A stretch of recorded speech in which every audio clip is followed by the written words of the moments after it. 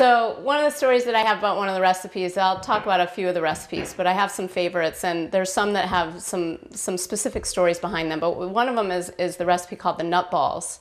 And I have a dear friend, and we share the same birthday, and which we didn't know initially, but we found that out after we were talking. And one of the subjects that we spoke about was I made these nut balls for a potluck or for some gathering that we were getting together, and he loved them and was talking about them, and he's like, oh, and so every time we would see each other after for a while, he would be like, are you bringing some of those balls over? Oh my God, they are so good. Are you bringing some of those balls over?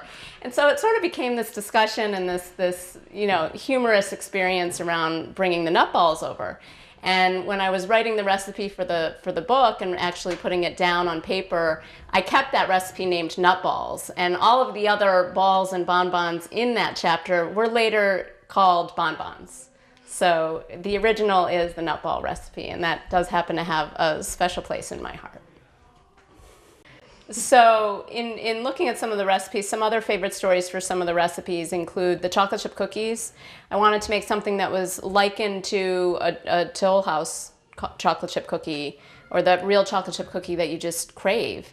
And that recipe took a lot of doing and redoing and doing and redoing. There were a number of batches that were thrown out. There were a number of batches that my husband would eat because they were round, but they weren't, they were like missing just a little something.